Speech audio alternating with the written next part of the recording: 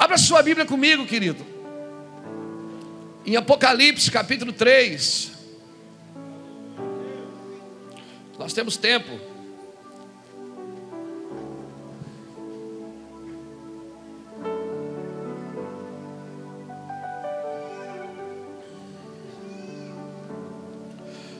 Quarta-feira agora, enquanto você abre a Bíblia, quarta-feira agora nós vamos ter um seminário de educação financeira. Não é de prosperidade, é um seminário de educação financeira. Vai estar conosco um amigo de Sertãozinho, pastor Arão Xavier. E vamos estar com ele aqui no seminário de educação financeira. Se você quiser participar, é free. Quem já participou de algum evento com o pastor? Gostaram, gente? Foi benção? É bom ou não é? Vocês pararam de gastar dinheiro depois que ouviram ele? Amém? Foi, é bom? Fala a verdade. Eu nunca. É bom ou não é? Crescendo naquilo que se já tem. Então tá. Ele tem uma apostilinha, R$5. Eu acho que é a apostila para você acompanhar o seminário. São 3 ministrações, quarta, quinta e sexta, às 20 horas. E você é nosso convidado. Amém? Louvado seja Deus. Não cobrou para vir aqui. Pastor Arão Xavier, um homem de Deus, não cobrou para vir aqui. Nós vamos abençoá-lo, é caro, claro, mas um homem muito abençoador. Eu falei caro? Abençoar caro? Não, abençoar claro. Vocês gostam quando a gente erra, né? Apocalipse 3, versículo 8 diz assim: conheça as tuas obras, diante de ti pus uma porta aberta que ninguém pode fechar. Sei que tu tens pouca força, entretanto guardaste a minha palavra e não negaste o meu nome. Farei com os que da sinagoga de Satanás, aos que se dizem judeus e não são, mas mentem, farei que venham e adorem prostrados aos teus pés. Saibam que eu te amo. Saibam que eu te amo. Visto que guardaste a palavra da minha perseverança, também eu te guardarei da hora da tribulação que há de vir sobre todo mundo. Eu te guardarei da hora da tribulação que há de vir sobre todo o mundo, para provar os que habitam na terra. Venho sem demora. Guarda o que tu tens, para que ninguém tome a tua coroa. Guarda, protege. Irmãos, diante de ti eu pus o quê? Quantas portas?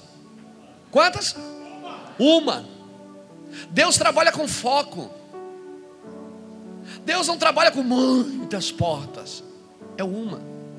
E eu quero entender que nessa manhã a palavra que tenho recebido é que essa porta se chama entendimento. Vós sois minhas testemunhas, diz Isaías 43, para que saibais, creiais e entendais. Mateus 3,19 diz: ouvindo alguém o evangelho do reino e não entendendo, vem o maligno e rouba-lhe a semente. Você só desfruta o que você entende. O que você não entende, você não desfruta. O seu maior inimigo não é o diabo, é a sua ignorância. Porque o diabo já foi vencido na cruz. Por isso o mestre diz: conhecereis a verdade. O que é que vai acontecer quando você a conhece? Ela te liberta. Te liberta do quê? Da ignorância. Quando nós temos entendimento, nós desfrutamos. Conheço as tuas obras, e diante de ti pus uma porta aberta. Uma. Foi isso que Jesus falou para Marta. Marta, Marta, Marta, estás atribulada com muitas coisas, uma coisa só é necessária. E a Maria escolheu a melhor parte. O salmista no Salmo 27:4 ele diz: uma coisa eu pedi ao Senhor, uma, e a buscarei, para que eu possa estar na casa do Senhor todos os dias, para contemplar a sua formosura e aprender no seu tempo. Um homem de Deus, ele tem uma mensagem na vida. Um ministério poderoso, ele tem um foco na vida. Foco, querido. Jesus, quando enviou seus discípulos, ele disse: não entrei de casa em casa, ficai na mesma casa. Ele disse: não cumprimentem ninguém pelo caminho. Quando botarem comida na mesa, come o que está na mesa. Foco. Não se distraia com pessoas, não se distraia com coisas, não se distraia com comida.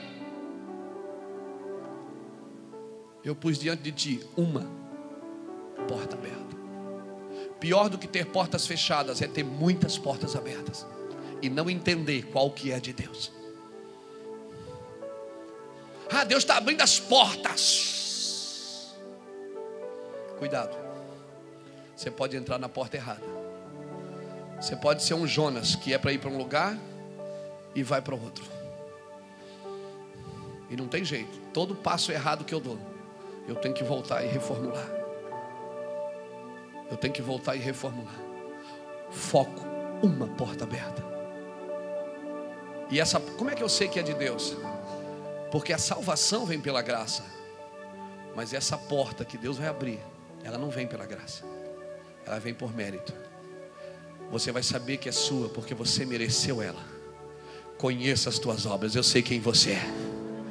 E por isso eu vou botar diante de ti uma porta aberta. Eu sei quem você é. Eu conheço a tua estrutura. Eu sei que tu tens pouca força. Eu sei. Mas contudo guardaste meu nome, não negaste a minha palavra. Então até aqueles da sinagoga de Satanás se prostrarão. Sabe quando ele quer dizer se prostrarão aos teus pés? Está dizendo assim: aprenderão com você. Aprenderão com você. Irmãos, cuidado com a distração. Dalila não era o inimigo, ela era só a distração. Ela era a antessala do inimigo. Dalila era só uma distração para Sansão, para tirar Sansão do foco. Por isso, você precisa saber quando ser cordeiro e quando ser leão. Você precisa saber que não são as suas pregações motivacionais. Pregações motivacionais, irmãos, têm substituído os nossos púlpitos. Temos ensinado nos púlpitos as pessoas a ganhar dinheiro. Nós não temos ensinado a ter caráter. Não pensa, cuidado com as substituições. Cuidado. O crescimento, ele é perigoso. A fama também afunda. O barco de Pedro começou a afundar, não é porque estava vazio, é porque estava cheio. Cheio de peixe. E quando o barco começou a afundar, sabe o que ele fez? Ele fez sinal para os outros companheiros. E os outros companheiros não estavam no mesmo barco. Estavam nos outros barcos. Você não precisa de ajuda quando você está bem. Quando você está mal. Quando você está mal, você precisa de misericórdia. Você precisa de ajuda quando você está bem. Quando você está pescando, o barco está cheio. Uau! Aí é que você precisa de parceiros.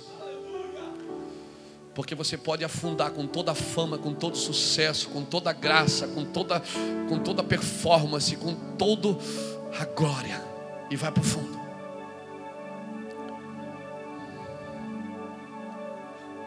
O que vai salvar essa geração não é as nossas pregações motivacionais, é a nossa cura. É a gente poder ir ao inferno, morrer como homem, descer ao inferno como ressuscitado e subir de novo e dizer: toque aqui, ó. Pode tocar, não dói mais. Eu não sou um homem ferido com a igreja. Eu não sou ferido, irmão. Eu não sou ferido com a noiva. Eu não sou ferido com a igreja. Eu não sou ferido. Eu amo a noiva. E Deus vai te usar para você curar tudo aquilo que você ama. Ah, porque a igreja... Não, irmão, eu não falo mal da noiva. João falou mal da igreja enquanto ele teve uma perspectiva com a igreja na terra. Por isso capítulo 1, capítulo 2 e capítulo 3. Capítulo 2 e 3 de Apocalipse, você só vê João falando das igrejas. perdeu o amor, perdeu a força, ficou mundana, ficou profana, ficou morta, deu uma ressuscitada aqui em Filadélfia, onde nós lemos, depois se perde de novo, pensa que é rica, pensa que não lhe falta nada. Ainda bem que Apocalipse não termina no capítulo 3, porque no capítulo 4 ele diz assim: João, sobe aqui e eu te mostrarei o que vai acontecer. Você tem que olhar para a igreja numa perspectiva celestial e não terrena. Mas deixa eu entrar na mensagem.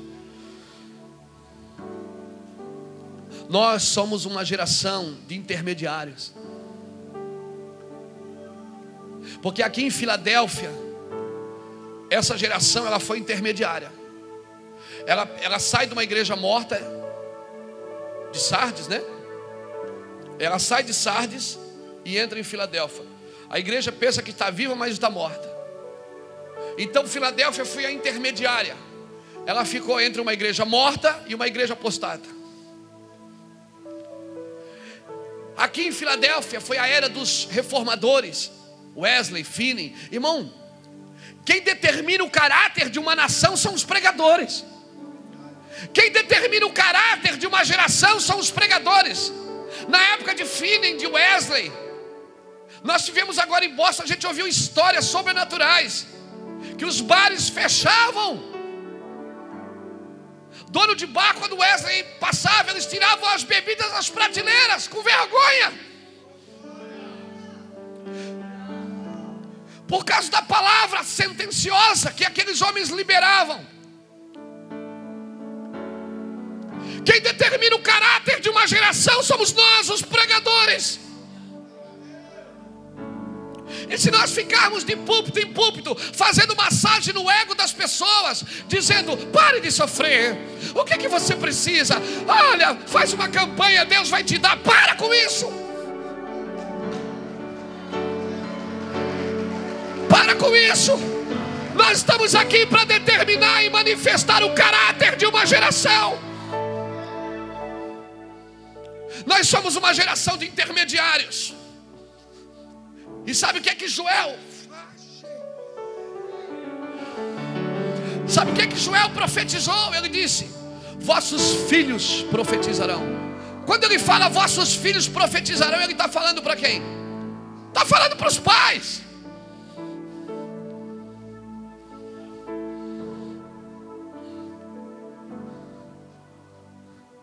Aí ele diz assim: ó, vossos velhos terão sonhos, vossos jovens terão visões.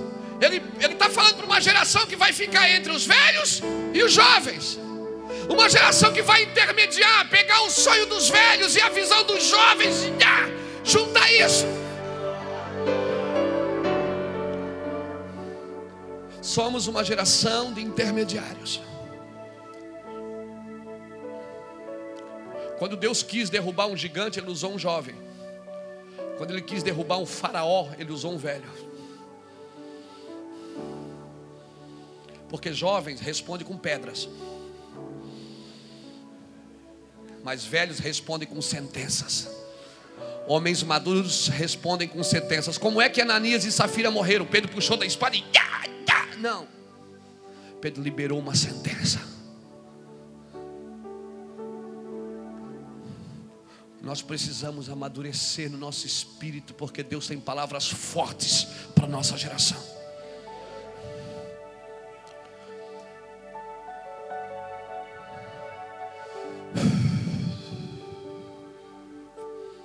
Nós vamos intermediar a geração anterior e a geração posterior. Ah, querido, Deus Ele pega um pastor e transforma ele num rei. E pega um cara que estudou para ser rei e transforma ele num pastor, chamado Moisés. Pega um cara chamado Davi, que nasceu, está ali pastoreando, e transforma ele num rei. E pega o cara que estudou para ser rei e transforma ele num pastor. O teu destino não está nas tuas mãos. O teu destino está na mão do Senhor. Não importa onde você está agora e o que você se preparou para ser para essa geração. Os teus caminhos não são como os meus caminhos. Show! Os meus caminhos são mais altos que os seus caminhos, e os meus pensamentos mais altos que os seus pensamentos. Eu não me preparei para uma nação, eu me preparei para a igreja do Promorá 2. Eu me preparei para a igreja da invasão. Eu me preparei para a igreja de Itajaí. Eu não me preparei para uma nação. Mas os teus caminhos não são como os meus, porque os meus caminhos são mais altos do que os seus caminhos.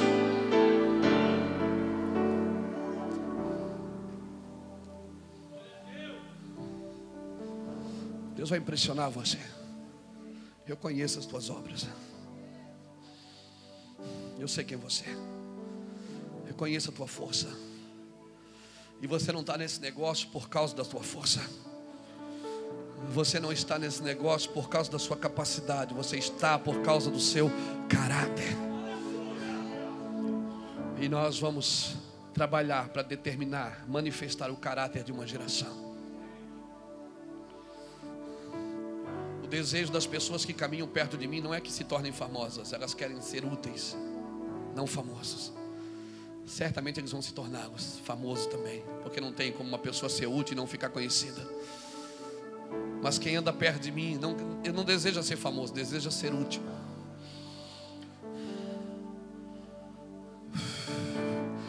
Solta um pouco da unção aí.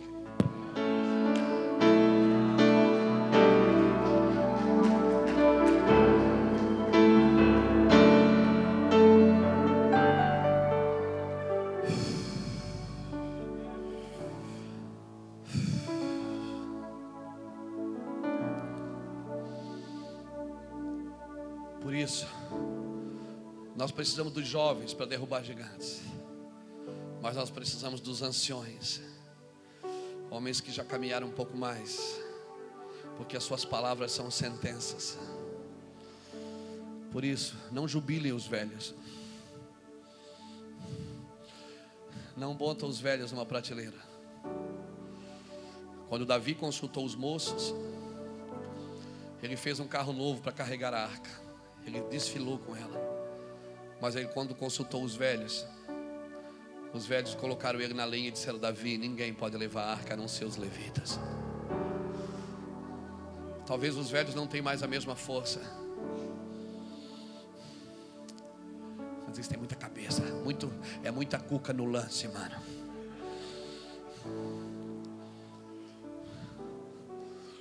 Lá em casa, quando as coisas começaram a quebrar vaso, quebrar xícara, quebrar portão, eu comecei a perceber que meus filhos estavam crescendo. Porque adolescente é assim, ele vai passando e vai quebrando tudo.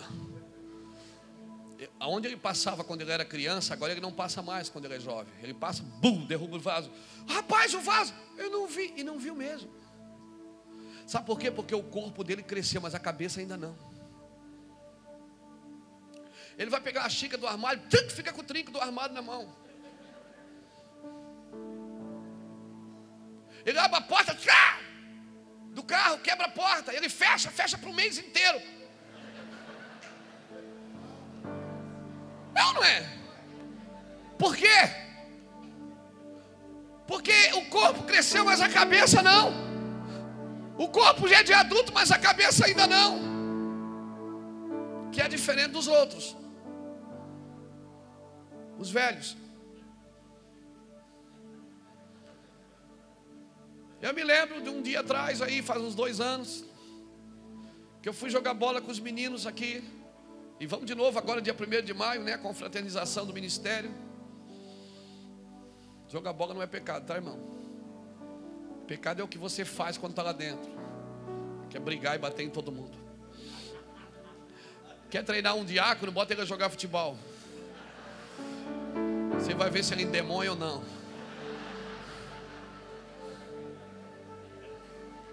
Tem gente que endemônia jogando bola, irmão. Eu sei porque que muita gente diz que futebol é do diabo. Porque eles endemoniavam jogando bola.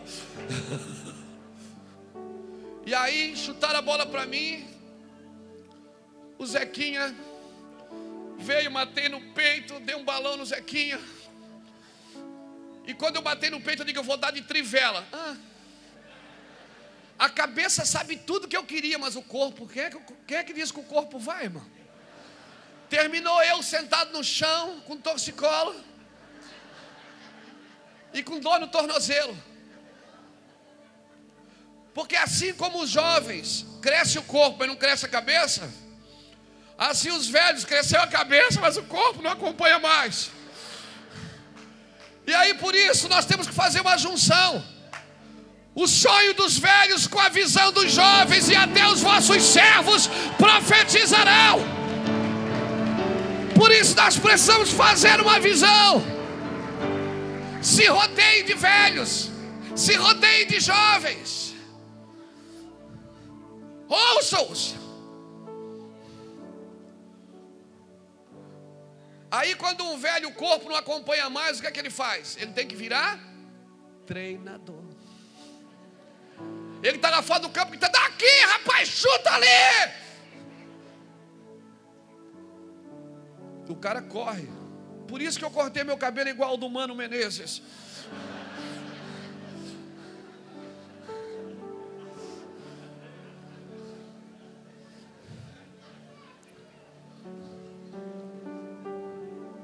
Sabe qual é o meu recado para você que está mais velho? Sai do campo. Você só está atrapalhando. Estão passando a bola para você por honra, porque você é o dono da bola. Mas você não joga mais nada, meu filho. Deixa teus filhos correrem. Deixa teus filhos chutarem. Vai saindo assim, ó. Não consegue jogar mais o tempo todo, joga meio tempo. Vai saindo. Vai saindo. Vai saindo. Pode saindo.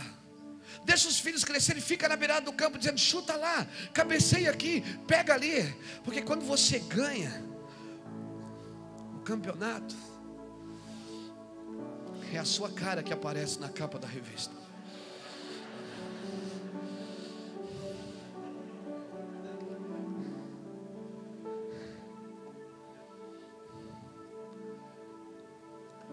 Entenda. Eu pus diante de ti uma porta aberta. Eu sei que tu tens pouca força, pastor, mas contudo, ó, muita cuca no lance. Guardaste o meu nome, não negaste a minha palavra. Treine uma geração para que a próxima geração não seja apostada, para que a próxima geração não seja Laodiceia, para que a próxima geração não pense que é rica, não pense, não, que realmente ela seja rica, que realmente ela seja ungida, que elas não troquem a unção pelo barulho, que elas não troquem o estabelecimento pelo movimento. Não, querido, nós estamos uma geração de intermediários. Nós somos a igreja de Filadélfia, sim. Nós somos a geração que está intermediando. Após nós, depois de nós, Jesus não vai ficar na porta batendo não para entrar, não, Ele vai estar dentro, porque nós vamos ensinar quem Ele é. Depois de nós, não vai haver uma igreja apostada, não vai haver uma igreja que pensa, porque pior do que não ter, é não ter e pensar que tem. Tem muita igreja que pensa que é rica, mas é pobre, miserável, desgraçada e nula. E pensa que é rica, porque tem um templo bonito.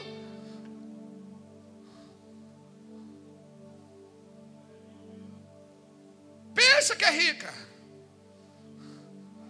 E o pior do que não ter é pensar que tem, porque quando eu não tenho e sei que eu não tenho, eu faço alguma coisa para ter. Sabe aquele cara que é chato e pensa que é inteligente? Sabe o feio que pensa que é bonito?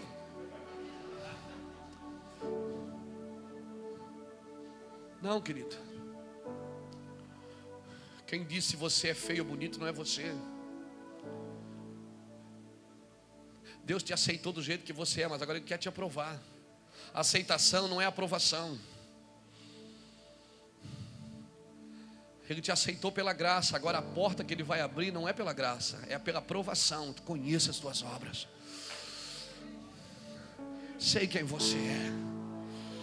Eu vou colocar diante de ti uma porta aberta. E tem uma coisa, essa você vai saber que fui eu, porque ninguém pode fechar. Guarda o que tu tens, protege. Protege.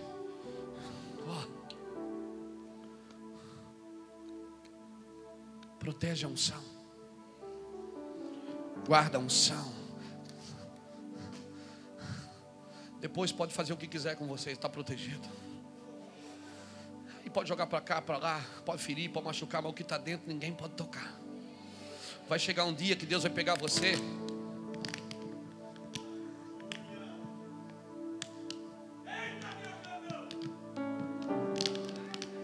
Quem tem unha aqui?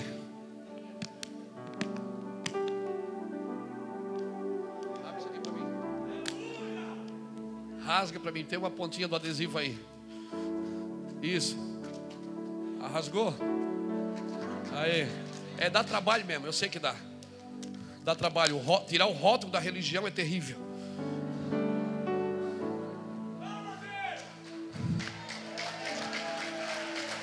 Tirar o rótulo de alguém é terrível. Que está muito colado. Eu aprendi assim, eu nasci assim, eu sou sempre assim, Gabriela. Tirar alguém da religião é terrível.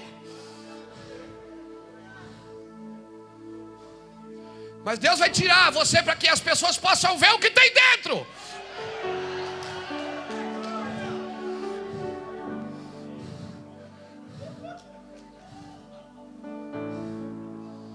Conta para mim. Ô doutrina.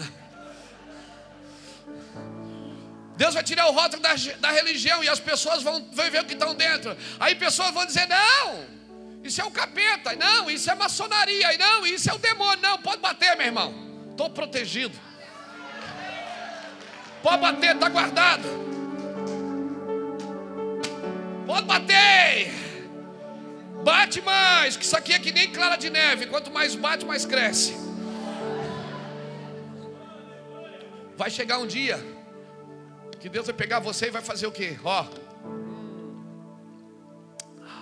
as coisas que acontecem fora não determinam quem você é dentro. Deus vai pegar e vai despejar você nas nações e vai dizer: vai, meu filho, lança o que você tem. Lança o que você tem. Guarda o que tu tens para que ninguém tome a tua coroa. Protege a unção.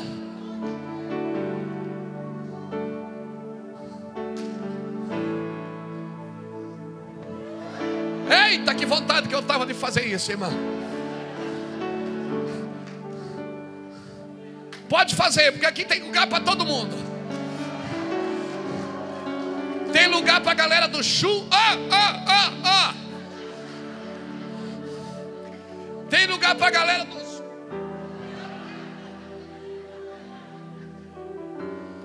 Tem lugar para os...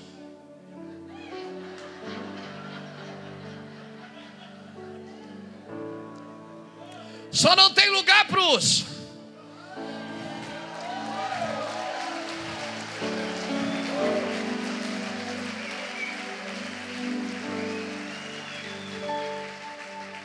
Porque nós saímos desse lugar, irmão. Nós não somos mais pentecostais e não somos mais tradicionais, nós somos integrais. A gente não faz mal para ninguém. Aleluia. Quer dançar, dança. Quer pular, pula. Quer fazer alguma coisa, faz. Quer cabelo comprido, põe. Quer cabelo curto, raspa. Mas só, por favor, guarda o que tu tens para que ninguém tome a tua coroa. Protege a unção.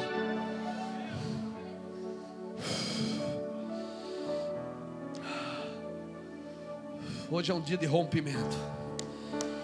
Hoje é um dia de ativação nesse lugar, querido. Esse é um lugar sobrenatural. Deus é sobrenatural. Ele não pode ser natural nunca, porque se ele for natural, ele é contra a sua natureza. A natureza de Deus é sobrenatural. Ele não pode ser natural. Ele não pode ser contra a sua própria natureza. Sua natureza é sobrenatural. Diga para o irmão que está do seu lado: hoje é dia de ativação. Dia de rompimento.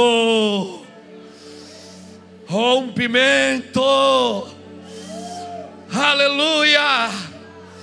O que vai transformar essa geração não é a exibição dos crentes, nem o show dos evangélicos, é a manifestação dos filhos de Deus. O que vai mudar essa geração não é a exibição dos crentes, nem o show dos evangélicos, é a manifestação.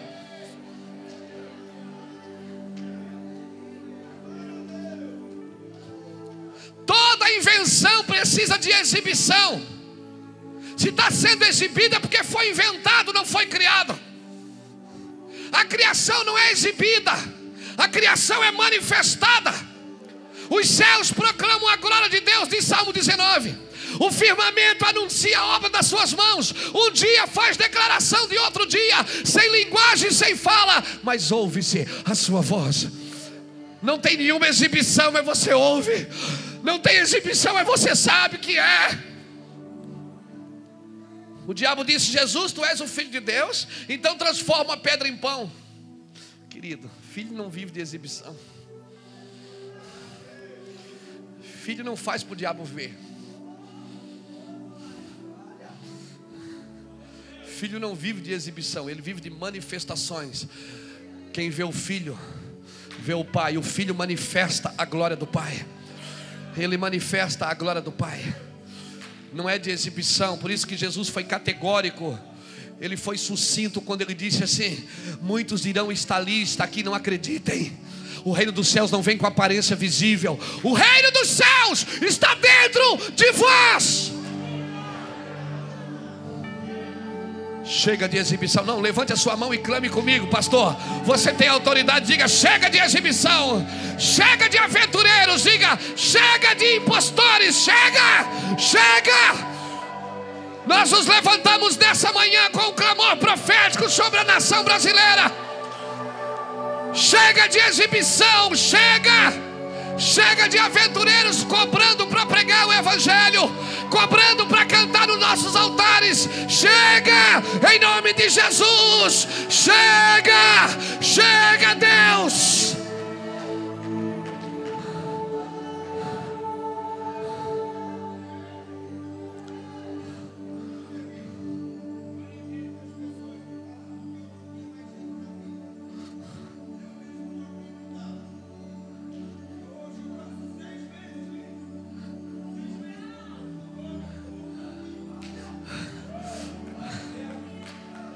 Amém.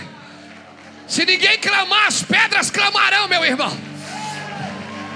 Se ninguém clamar, as pedras clamarão. Eu vejo o som de pedras aqui nessa manhã. Eu vejo as pedras clamando nessa manhã.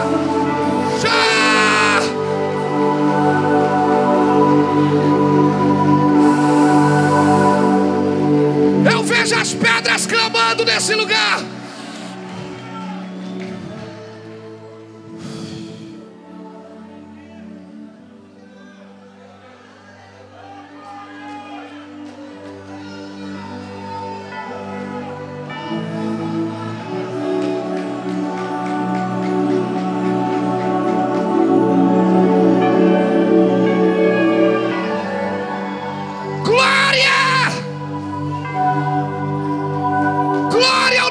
Jesus. Se você não clamar, pastor, os traficantes, os ex-traficantes vão clamar. Se você não clamar, pastor, eles são os jovens que têm visões.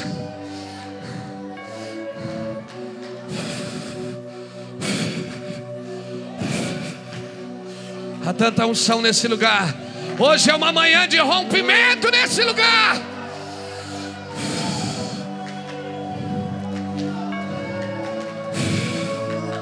Não, solte a unção. Levante as suas mãos, por favor. Você precisa soltar. Você precisa soltar a unção de milagres nesse lugar.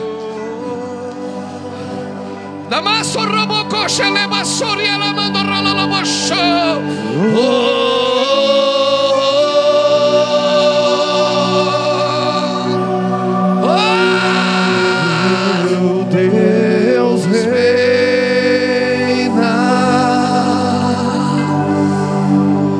Meu Deus reina. Clame por Ele. Se prepare. Deus reina. Aleluia. Meu Deus reina. Meu Deus Pra reina. sempre Ele Reinará.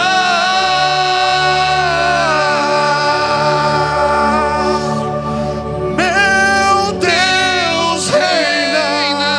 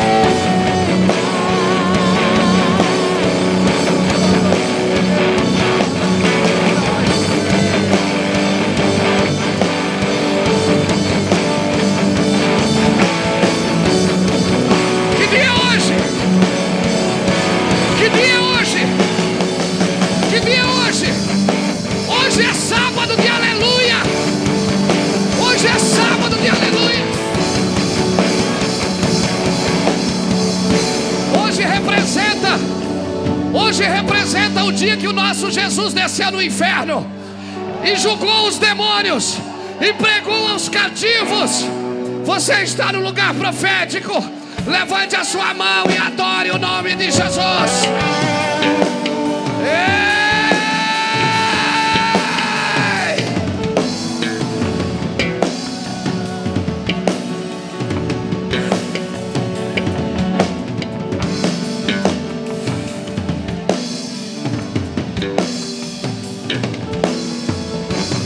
Quero dar esse dinheiro para essa criança. Representa que a nossa geração vai trabalhar para a geração dele.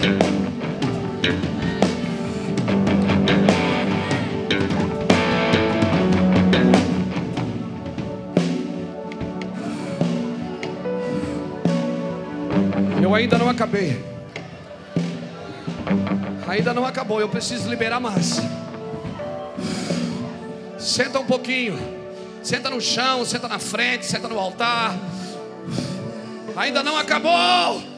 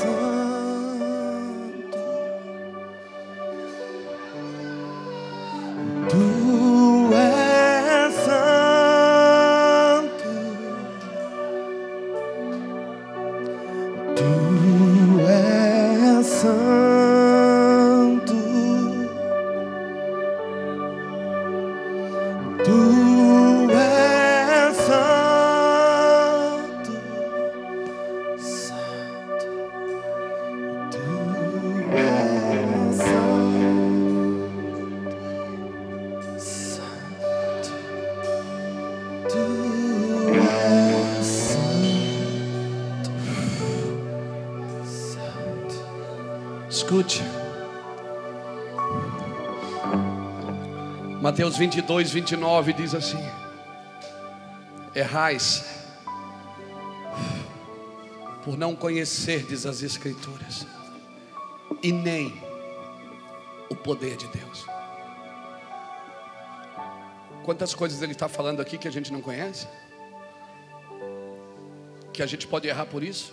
Duas: Escritura e o poder de Deus. Duas coisas te levam ao erro. Escrituras fala de palavra, leite. Poder fala de revelação, mel. Leite e mel é o alimento do crescimento espiritual. Por isso, não adianta você ter um grande ministério se você não tem leite e mel. E não adianta você só ter leite, como também não adianta você ter só mel. Há uns 15 dias atrás fizemos um retiro para crianças, com 130 crianças. 16 crianças foram batizadas com o Espírito Santo. Mais de 14 crianças aceitaram Jesus, filhas de crentes. Mas elas aceitaram Jesus porque entenderam algumas coisas. Porque filho de crente não é crente. Por isso nós temos que dar leite para elas. Mas alguns não precisam mais de leite, eles precisam do mel. Deus é tão categórico que em Deuteronômio capítulo 6 ele diz: olha, inculquem nos vossos filhos. Inculquem nos vossos filhos. Porque o Espírito Santo te fará lembrar daquilo que você aprendeu. Se você não aprendeu o Espírito Santo, o poder não vai vir com base.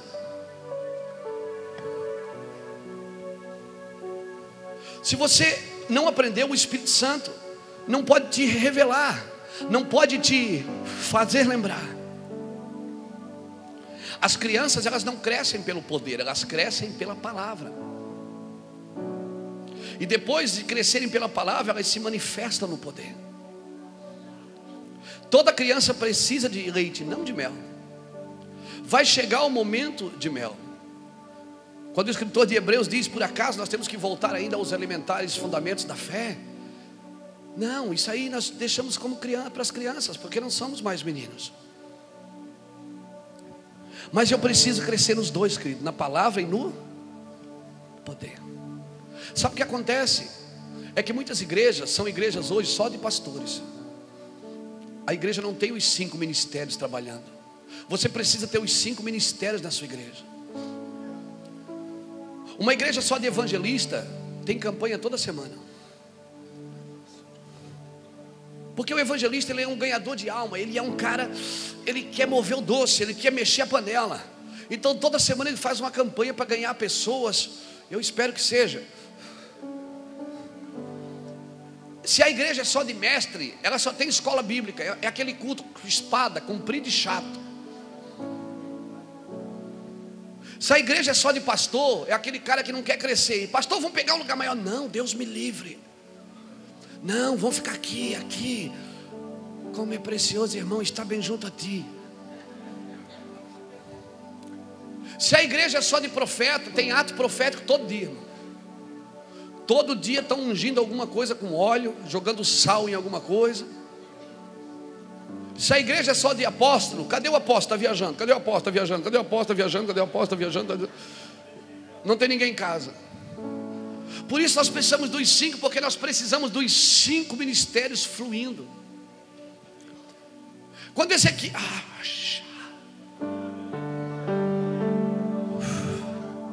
Quando Ezequiel profetizou no vale de ossos secos, ele profetizou os 5 ministérios. Primeiro ele profetizou aos ossos, fala do barulho de ossos dos evangelistas. Depois ele profetizou aos nervos, fala dos mestres, aqueles que ligam uma coisa com a outra. Depois ele profetizou a carne, fala do pastor, porque o pastor é o cara que mais entra na carne, porque ele lida direto com pessoas. Às vezes ele ensina a mesma coisa, ele ensina 20 vezes a mesma coisa para a mesma pessoa, e ele entra na carne. Depois ele profetizou a pele, fala do apóstolo, aquele que cobre tudo. E por último ele profetizou o espírito, fala do profético. Por isso não pregue contra a estrutura, irmão. A estrutura é necessária. Onde é que Deus colocou o seu cérebro?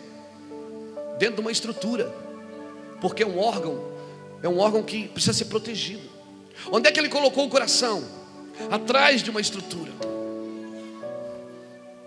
A estrutura é para proteger, não para escravizar. A estrutura é para servir a visão, não a visão servir a estrutura. Não pregue contra a igreja. Porque a igreja só templos. Não pregue contra os templos. A estrutura é necessária, desde que ela escravize. Ela não escravize, ela proteja. Desde que ela proteja, mas ela entenda que não é dela.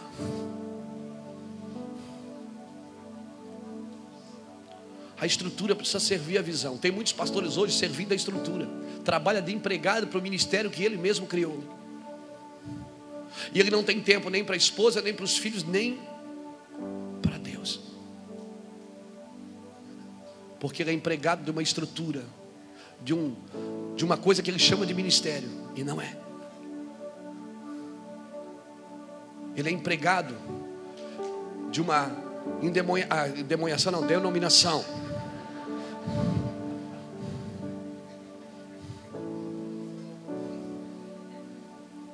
Está roubando você de Deus. Porque você não tem mais coragem de deixar a igreja na mão de ninguém. E se a igreja precisa de você lá, e é só você que faz crescer, é porque essa igreja é sua, não é de Deus. E se é você que faz crescer, é você que tem que alimentar. E aí, meu irmão, aí se vira. Você vai morrer. Agora, se não é sua, não é você que faz crescer, é Ele. Eu só encontrei porque as pessoas não vão mais à igreja para ver o pregador. Tem igrejas que me convidam para pregar. Primeiro vai nossos filhos espirituais, depois vai eu. Porque se não recebe os filhos, se não recebe o filho, não receberá o pai. Diga comigo, mel. Diga comigo, leite e mel. Querido, crescer na palavra e no poder. Muitos nascem no poder, mas não conhecem a palavra. A igreja de Coríntios, ela nasceu no poder, mas Paulo dizia: vocês ainda são crianças. Vocês não entendem. Quando se movem no poder sem o fundamento da palavra, gera confusão. E era isso que a igreja de Coríntios vivia, confusão. Foi para essa igreja que Paulo falou de dons, irmãos, de poder. Falou dos ministérios, mas gerava confusão. Uns diziam eu sou de Paulo, outros diziam eu sou de Apolo. Era uma igreja que cresceu no poder, e é perigoso você crescer no fogo sem Bíblia. As pessoas não vão adorar a sua adoração, elas querem adorar a Deus. Agora fogo sem palavra gera confusão. Agora palavra sem fogo gera legalismo. A casa que está sendo construída para você na eternidade, ela é com material que você manda daqui. Toma essa. O material que Jesus está usando para criar as mansões celestiais é o material que você manda daqui. Por isso de vez em quando você tem que dar uma ligadinha: Jesus, estou mandando aí mais dois saquinhos de cimento. Porque se a rua é de ouro, eu não quero nem imaginar como é a casa. O que você valoriza na terra, no céu vai ser asfalto. Você vai pisar em cima, cabeção. O que tem roubado as pessoas de Deus no céu vai ser asfalto. Nós vamos pisar em cima. Eu quero andar de skate. Pelo menos aprender. Lá eu acho que eu vou aprender. Eu vou botar 2 anjos que tem asa, né? Aí eu não caio. Agora, como encontrar esse equilíbrio de leite e mel? Como fazer uma obra com equilíbrio? Palavra e poder. Leite é logos, mel é rema. Como achar esse equilíbrio? Leite, logos, rema, mel. Porque você tem os dois aí na sua vida. Você tem os dois. O leite é o fundamento da casa, e o mel é a manifestação da casa. Vai pegando aí no seu espírito essas sementes. A palavra é como mel, não é? O salmista Davi diz no Salmo 119, 103: a palavra é como o mel que goteja dos... Da onde? A tua palavra é como o mel que goteja dos favos. Quando você vai comprar mel, que você pega assim o vidro na mão, qual é a primeira pergunta que você faz? Hã? E por que você pergunta que é puro? Porque você não viu a origem. Porque já está numa embalagem. Agora, quando você vê cair do favo, você não precisa perguntar se é puro. Por isso, por favor, não coma mel embalado, meu filho. Não coma comida embalada de boca abaixo. Chega desse negócio na igreja de Jesus Cristo. O temor é como mel. Agora, os provérbios também dizem o quê? Achaste mel? Come o que te basta. Provérbios 25, 16. Por quê? Porque senão aquilo que era bom pode ficar ruim se não tiver equilíbrio. Provérbios 27, versículo 7 diz o quê? A alma farta pisa o favo de mel, mas a alma faminta, até o amargo fica doce. Quem acha que já sabe tudo, está pisando nos outros, irmão. Vamos para frente, eu quero terminar isso aqui com você. Apocalipse capítulo 10, eu preciso deixar, porque era isso aqui que eu queria pregar. Eu combinei com o Espírito Santo, eu deixo você pregar um pouco, mas você tem que deixar eu pregar também.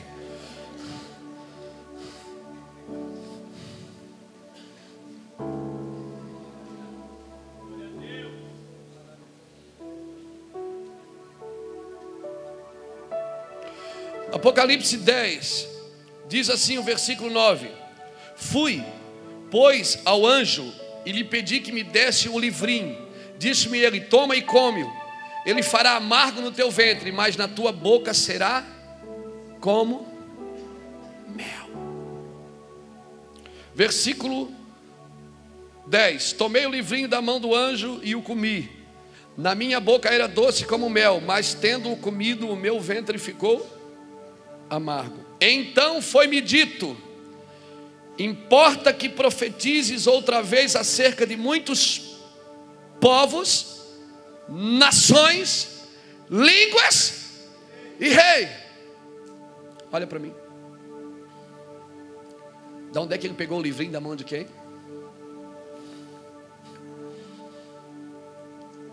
Essa comida não vem da terra.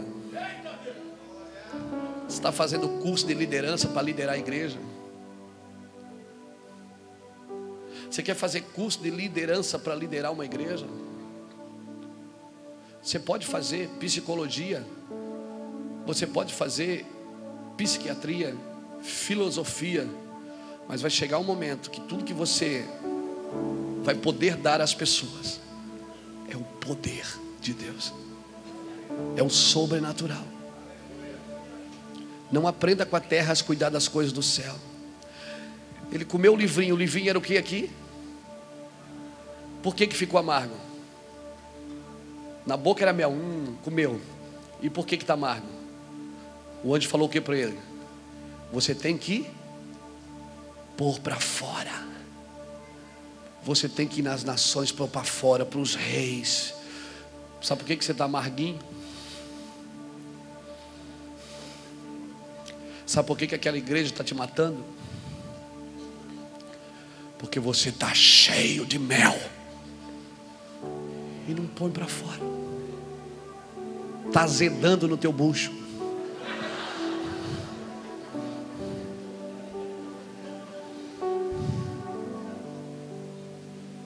Aí as pessoas dizem: pastor, mas o senhor não para, prega todo dia. Eu quero dormir bem, irmão. Como é que eu vou dormir bem se eu não colocar o amargo para fora?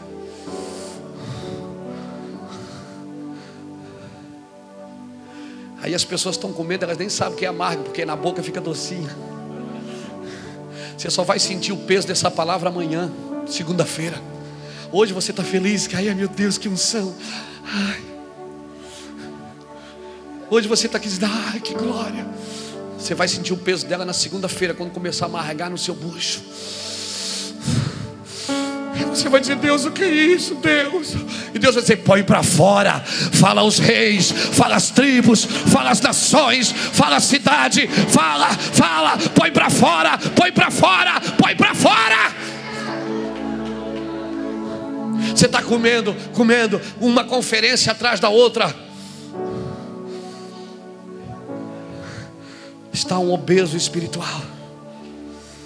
Está com o bucho cheio e quer mais revelação ainda. Está com um caderno de mensagem em casa cheio, o iPad está cheio, o notebook está cheio, a cabeça está cheia e as nações vazias.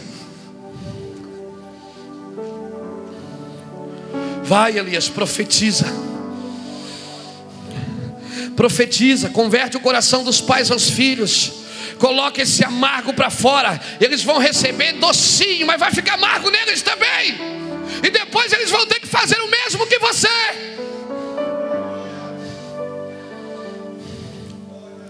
Importa que profetize outra vez. Importa que profetize outra vez. Diga para o irmão que está do seu lado: é necessário que profetize outra vez. Até que você libere sobre os povos, nações, línguas e reis. É necessário, senão vai amargar no seu ventre.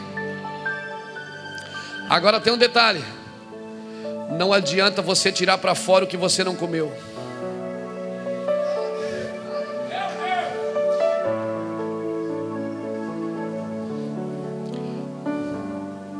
Pior do que vomitar para fora, irmão, é vomitar sem ter nada para vomitar. Não adianta você também querer botar para fora o que você não recebeu. Por isso nós temos essa reunião, para tuchar você, para te tuchar assim. Sabe aquele negócio assim, que você tenta fechar o vidro e não dá? Sobra pelas beiradas. É assim que você tem que sair daqui. Porque leite e mel é comida de profeta, irmão. Amém? Mel é comida de profeta. 400 anos sem Deus falar, 400 anos sem Deus dar uma resposta para o mundo. O maior tempo de silêncio de Deus com Israel foi reativado pelo homem. que comia mel. O maior tempo de silêncio de Deus na terra foi reativado por um homem que comia mel. Você quer trazer de volta essa nação para o trilho?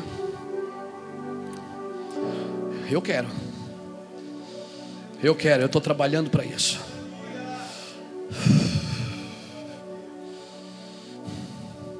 Quem quer produzir o mel?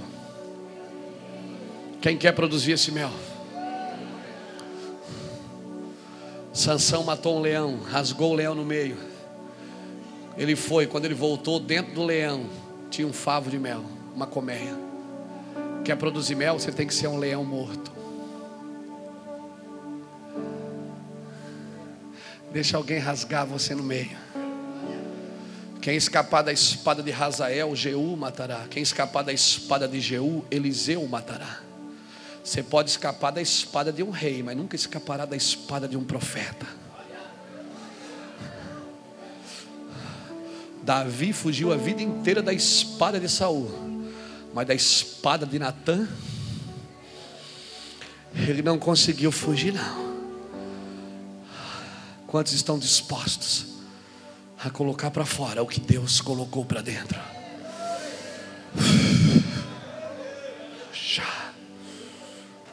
Eu já vou terminar. Estou tuchado hoje, mano. Eu estou tuchado, eu estou cheio. Não dá só 1h30 de culto, não dá. Quem inventou esse cultinho de 1h30? Sabe quem inventou o cultinho de 1h30? Quem não tinha nada para dizer. Quem não tinha nada para dizer, quem não tinha nada para falar. Fernando, dá aquela frase que você leu aqui para mim, daqui. Daqui essa frase, manda ela para mim aqui, daqui. Eita, coisa boa. Eita, vamos lá, meu filho. Como é o nome desse negócio? iPad? Cadê ela? Rapaz, você tá profeta, hein? É aqui? Aí. O posicionamento de simplesmente manter as coisas como estão está provocando duas coisas: impedindo o novo de ser derramado e fazendo os filhos e a visão morrerem prematuramente. Tem gente que está fazendo os cultinhos assim para manter as coisas como estão, porque ele tem medo de perder o controle.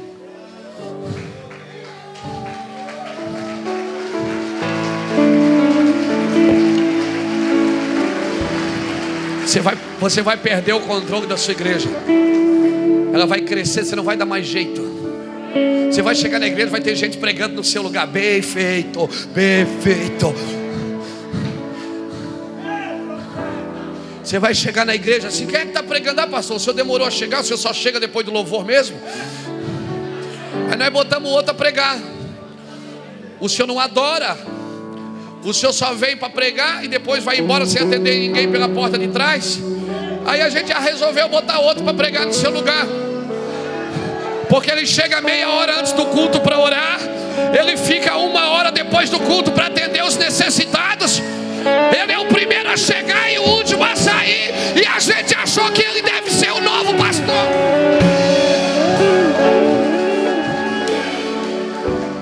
Entra nos trilhos para não perder o que Deus te deu. Guarda o que tu tens.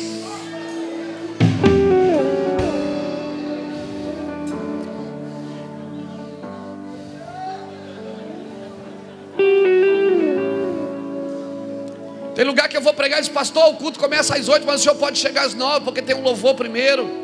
Eu digo: não, eu quero estar lá, eu quero chapar o coco, irmão. Que a palavra de Deus que é pregada, que é cantada, é a palavra de Deus.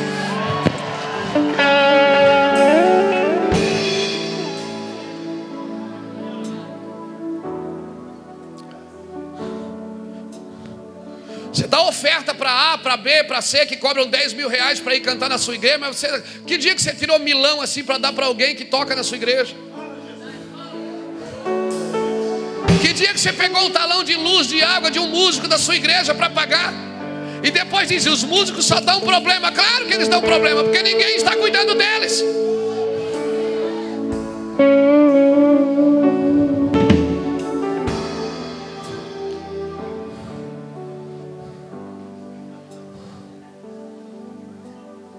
tão em silêncio agora. Se vocês quiserem, a gente pode voltar para aquele momento.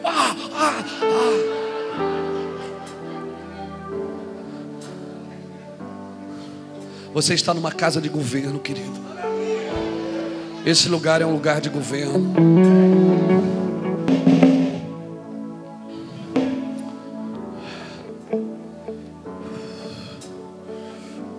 Abra comigo Cântico dos Cânticos, capítulo 4.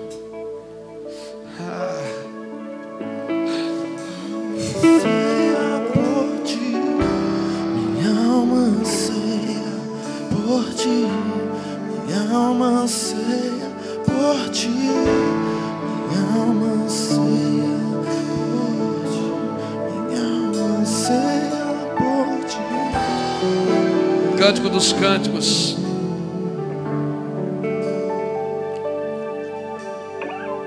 capítulo 4, versículo 9. Tiraste, arrebataste o meu coração, minha irmã, noiva minha. Tiraste meu coração com um dos teus olhos. O noivo falando para a noiva. Com um colar do teu pescoço. Que belos são os teus amores, ó minha irmã, noiva minha. Ele chama de irmã porque nós somos filhos do mesmo pai. E ele chama de noiva porque nós somos a noiva dele. Quão melhores são os teus amores do que o vinho, e o aroma dos teus bálsamos do que o de todas as especiarias. Favo de mel manam dos teus lábios, noiva minha. Mel e leite estão debaixo da tua língua. Mel e leite estão debaixo da tua língua. Mel e leite estão debaixo da tua língua. Mel e leite estão debaixo da tua língua. Arrebataste o meu coração, noiva minha, com um dos teus olhos. Salmo 32 diz o que? Guiar-te-ei com os meus olhos.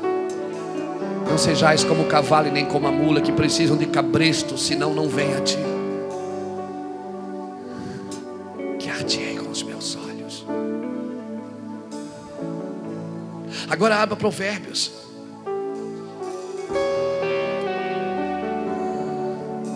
Provérbios capítulo 5.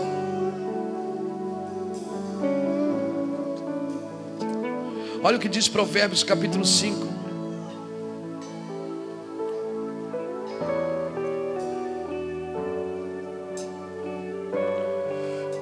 Capítulo 5, versículo 1. Filho meu, atende a minha sabedoria, a minha razão inclina o teu ouvido, para que conserves a descrição e os teus lábios preservem o conhecimento. Porque os lábios da mulher adúltera destilam favos de mel, e as suas palavras são mais suaves do que o azeite.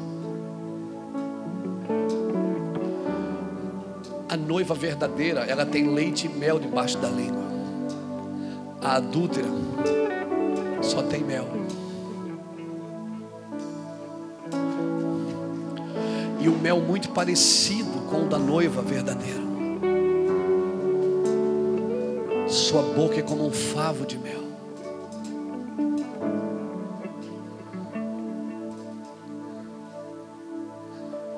Cuidado. Guarda, filho meu, guarda. Presta atenção, filho meu. Cuidado com a mulher adúltera. Está falando da igreja. A mulher na Bíblia representa a igreja.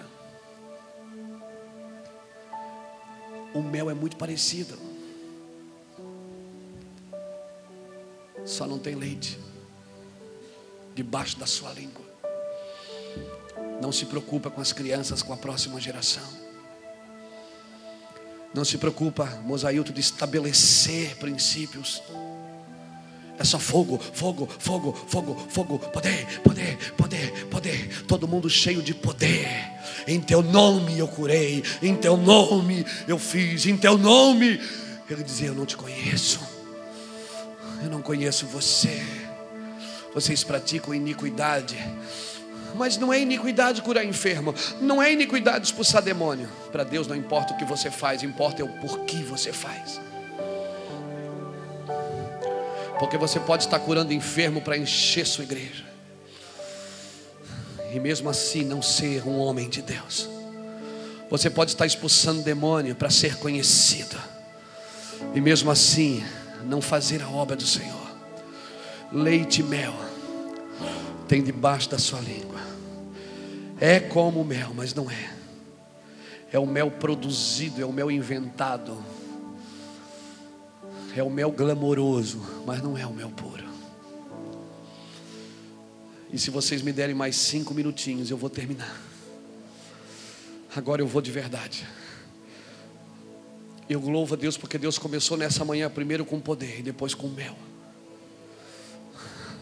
Tudo que começa com poder tem que terminar com mel. O que começa com mel tem que terminar com leite. Tem que começar com leite e terminar com mel. E se começar com mel, pode começar com mel às vezes. Às vezes você está num culto que você nem prega, vem aquela unção, mas no final tem que ter leite. Para encerrar, abra comigo 1 Samuel. Essa mensagem eu precisaria, assim, irmãos, de umas 5 horas para pregar ela. Mas eu vou passar aqui, quem sabe outro café de pastores nós ministramos.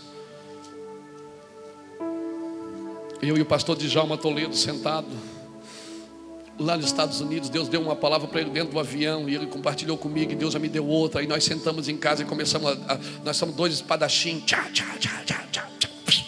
Ninguém ganhou a briga, mas nós ficamos com 2 mensagens, ele com uma e eu com outra. E eu louvo a Deus por isso. Eu louvo a Deus. Essa é uma geração, irmão, que aprende com as crianças, que aprende com os filhos. O coração do pai convertido aos filhos, e o coração dos filhos convertido aos pais. Sabe o que é coração convertido? Significa: eu aprendo com você também, meu filho.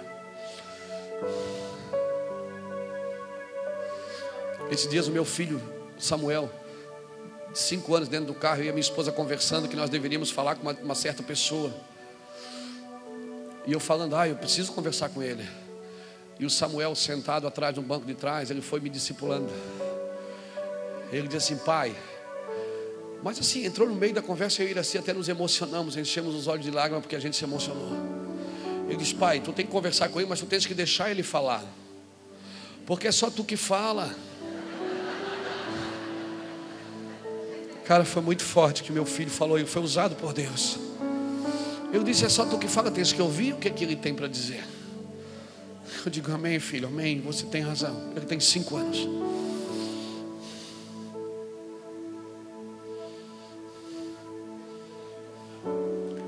Só que em muitos lugares, quando os filhos dão as suas opiniões, eles são rebeldes.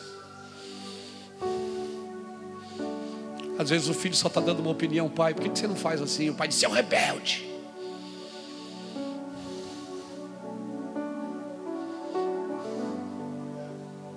Não perca seus filhos.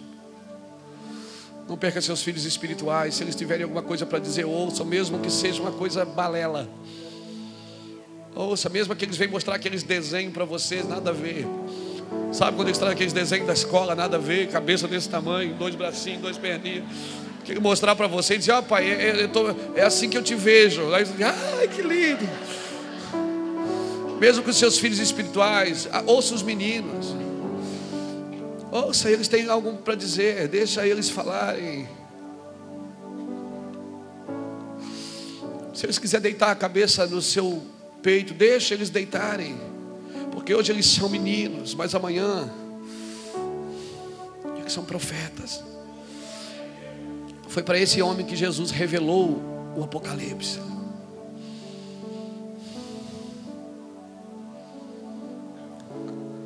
Não perca seus filhos. Não perca seus filhos. Se eles quiserem ir embora, que vão por conta deles, mas não percam-os. Não percam-os. 1 Samuel 14.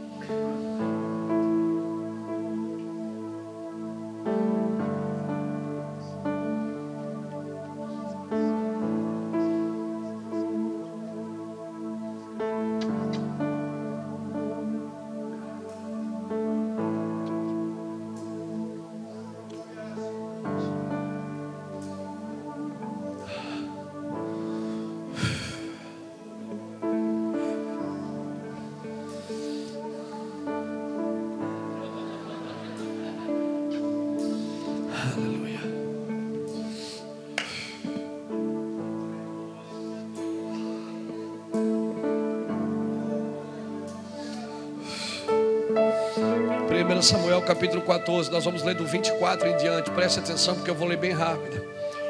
Ora, os homens de Israel estavam exaustos naquele dia, porque Saul conjurava ao povo dizendo: maldito o homem que comer pão antes da tarde, antes que eu me vingue dos meus inimigos.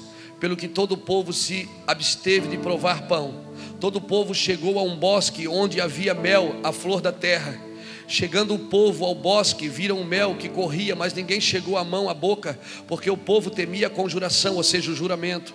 Jonatas, porém, não tinha ouvido quando seu pai conjurava ao povo, e estendeu a ponta da vara, ou seja, a ponta do cajado, a ponta do seu ministério, que tinha na mão, e molhou no favo de mel, levando a mão à boca, enclararam-se os seus olhos. Então disse um do povo: teu pai solenemente conjurou o povo, dizendo: maldito o homem que comer hoje pão, e é por isso que o povo desfalece. Disse Jonatas: meu pai turbou a terra.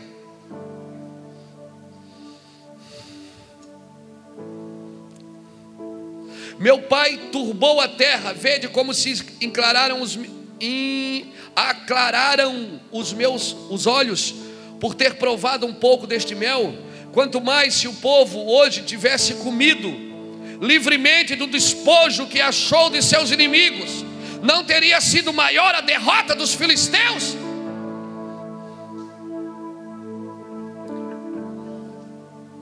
Irmãos, Israel lutou com os filisteus. Saul, ele ficou ali guardando o exército. Jonatas era metido, ousado. Sabe o que Jonatas fez? Ele pegou um dos caras e começou, e foi de gatinho no meio da tribo. Foi de gatinho, andando de gatinho. Chegou lá na tribo, sacou da sua espada e começou a haver um grande alvoroço. Começou a matar os filisteus. Aí aqui, Saul olhou e disse: o que está acontecendo? Aí disse: ó, teu filho Jonatas foi na frente. Teu filho Jonatas foi na frente, e é ele que está guerreando lá. Aí pronto, destruíram os filisteus. Deixa eu ler o resto para a gente pegar. Versículo 31. Naquele dia, depois de os israelitas terem ferido os filisteus desde Micmas até Aiojalon, meu Deus, que nomada, Jesus, o povo se achava exausto em extremo. O povo lançou o seu despojo, e tomando ovelhas, bois, bezerros, degolaram no chão e comeram com sangue. Então anunciaram a Saul: vê, o povo peca contra o Senhor, comendo carne com sangue. Disse ele: procedeste deslealmente, revolvei-me para que hoje uma grande pedra. Disse mais Saul: espalhai-vos entre o povo e dizei-lhes: trazei-me aqui cada um o seu boi e cada um a sua ovelha, e degolai-os aqui e comei. Não pequeis contra o Senhor, comendo com sangue. Assim todo o povo trouxe de noite cada um o seu boi, e degolaram ali. Então edificou Saul um altar ao Senhor. Este foi o primeiro altar que se edificou ao Senhor. Depois disse Saul: desçamos de noite atrás dos filisteus e despojamo-los até amanhecer, e não deixamos de resto um homem sequer deles. Responderam: faze tudo o que bem te parecer. Disse, porém, o sacerdote: consultemos aqui a Deus. Então Saul perguntou a Deus: descerei atrás dos filisteus e entrego-los nas minhas mãos, nas mãos de Israel? Porém naquele dia Deus lhe respondeu: portanto disse Saul: chegai-vos para aqui todos os chefes dos povos, e informai-vos, e vede qual o pecado que hoje se cometeu. Tão certo como vive o Senhor que salva Israel, ainda que esteja em meu filho Jonatas, será morto. Porém ninguém de todo o povo lhe respondeu. Disse mais, o povo sabia que Jonatas tinha comido mel, né? Disse mais todo Israel: vós estareis de um lado, e eu e meu filho Jonatas estaremos do outro. Então disse o povo a Saul: faze o que bem te parecer. Então orou Saul, e o Senhor Deus de Israel mostrou o que é justo. E Jonatas e Saul foram tomados por sorte, e o povo saiu livremente. Disse Saul: lançai sorte entre mim e Jonatas, meu filho. E foi tomado Jonatas. Disse Saul então a Jonatas: declara-me o que fizeste. E Jonatas disse: tão somente eu provei um pouco do mel com a ponta da vara que tinha na mão, e agora devo morrer? Diz Saul: assim me faça Deus outro tanto, que com certeza morrerás, Jonatas. Porém o povo disse a Saul: morrerá Jonatas, que operou tão grande salvação em Israel? Tal não suceda, tão certo como vive o Senhor, não lhe dê não lhe dê cair no chão um só cabelo de sua cabeça, pois como com Deus fez hoje, assim o povo livrou Jonatas para que não morreste. Raciocina comigo. Saul está aqui, esperando para atacar os filisteus. O filho esperto, ele pega uns guardas e vai de gatinho na frente, chega aqui e vence os filisteus. E aí Saul vem, aí Saul faz o povo jurar. Saul está lá, ele está lá, só que ele não está vendo que a guerra está rolando aqui. Ele faz o povo jurar que ninguém vai comer pão até Deus entregar os inimigos. Só que Deus já estava entregando os inimigos. O líder sem visão, ele faz loucura e quer que todo mundo faça com ele.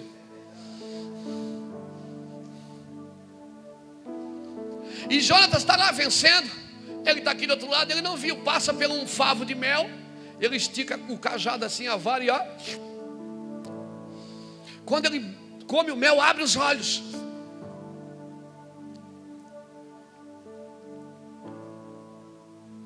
Aí abre os olhos. E ninguém mais come, só ele. Por quê?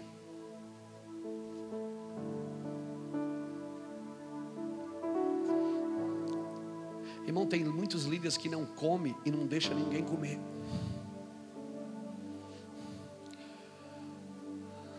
Se estás em juramento, não coma. Mas se estás sem juramento, coma, meu irmão. Coma, aproveite. Jonas toca o mel com a ponta da vara. Tem muitos líderes que estão impedindo os filhos de comer o mel. Nossos filhos vão crescer mais do que a gente, querido. O líder sem visão, ele impede a sua geração de comer. O filho já estava vencendo a batalha para o pai. E o pai fazendo o povo jurar, não coma. E Jonatas comeu e clarearam. Clareou seus olhos. Pega comigo aqui no seu espírito. Cuidado. Você pode estar cego porque está sob juramento.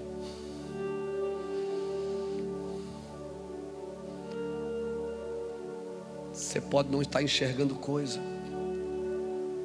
porque você está sob juramento, sob palavra, debaixo de palavra, de líderes sem visão. Agora, se não estás sob juramento, por favor, coma nessa manhã. Pega a sua vara, pega o seu cajado, passa assim no favo e mete na boca. Mete na boca, porque essa liderança não vai privar os outros de comer. Líder sem interpretação. Diga comigo, leite e mel. Diga para o irmão que está do seu lado, se estás sob juramento, fica só no leite.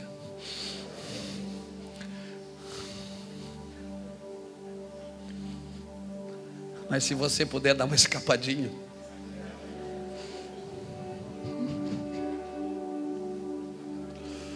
a igreja que está sob juramento, ela não consegue enxergar, irmão. Deus já foi na frente, venceu as batalhas, já está vencida, então estão lá ainda sofrendo. Quem foi que comeu aqui? Fui eu. Agora cuidado, pai, se teu filho está comendo mel e você ainda não,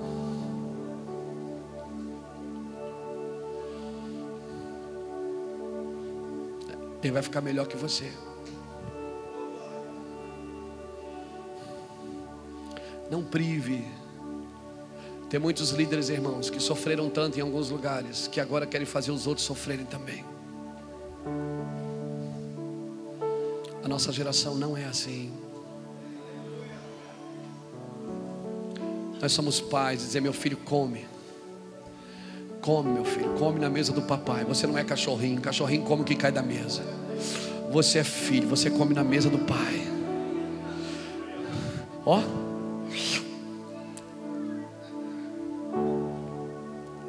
Passa o seu cajado nessa manhã, nesse mel que está correndo aqui, querido. Passa o seu cajado nessa manhã que está correndo aqui. Fique de pé comigo. Romia la mandorolobia so. Aleluia.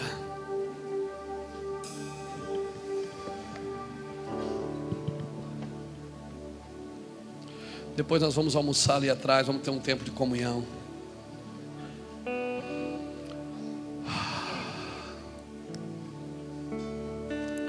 Romia la mandorolobia so.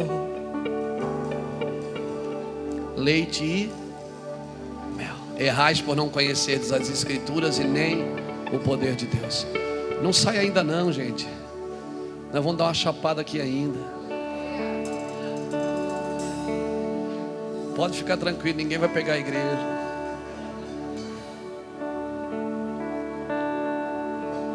Deus deu ela para você cuidar, ela é sua. Quero convidar você para sair do seu lugar e vir aqui na frente.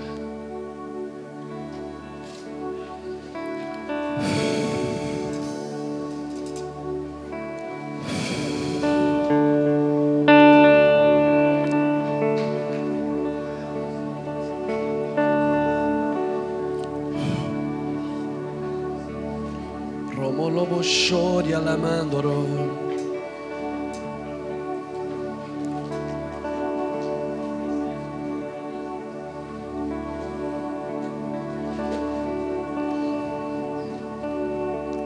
Oria la mandorobia, soria la, toria la mandoro. Noiva minha, debaixo da tua língua tem leite e mel. Mas cuidado com a adúltera, com a prostituta. Cuidado com a noiva que não está deitada com o seu noivo. Ela também, a sua boca é como um favo de mel. Aleluia.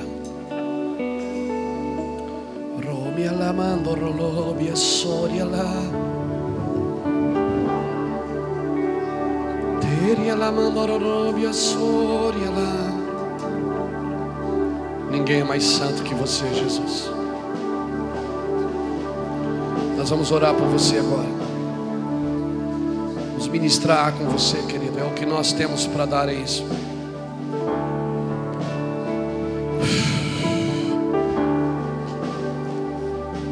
Doria la mandara rabassoria la.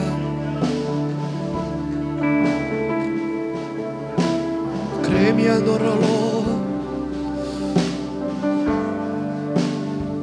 Feche seus olhos. Eu profetizo uma ativação profética na sua vida. Um rompimento. Quando Jesus atravessou o mar da Galileia para ir em Gadá, todos viam um gadareno, mas ele via um gadita. O gadareno não era um gadareno, era um gadita. E a palavra para o gadita é que eles eram como face de leões. Um valia por 10 e 10 valiam por 1000. Um valia por 100 e 10 valia por 1000. A Bíblia diz que um gadita, quando Jacó profetizou para Gada, Jacó estava morrendo e derramou a bênção sobre o seu filho Gade. Ele disse: uma comitiva o acometerá, mas por fim ele a acometerá. Por isso que ninguém conseguia prender o gadareno. Ele arrebentava as cadeias, porque era a palavra profética que estava sobre a sua vida. Enquanto todos viam um gadareno, Jesus viu um gadita. Jesus foi lá recolocá-lo no destino profético. Nessa manhã eu quero recolocá-lo no destino profético do seu ministério. Você não é gadareno, você é gadita. Gade significa tropa de guerra.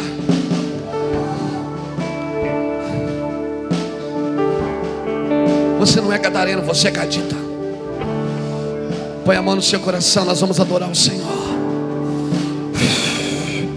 Os pastores nos ajudam a ministrar. Nós vamos ministrar sobre a sua vida, querido. É o que nós temos para te dar. Nós não temos muito, mas o que nós temos, nós queremos compartilhar com o corpo de Cristo. Em nome do Senhor Jesus Cristo, eu profetizo uma geração abençoada para que a nossa descendência seja poderosa.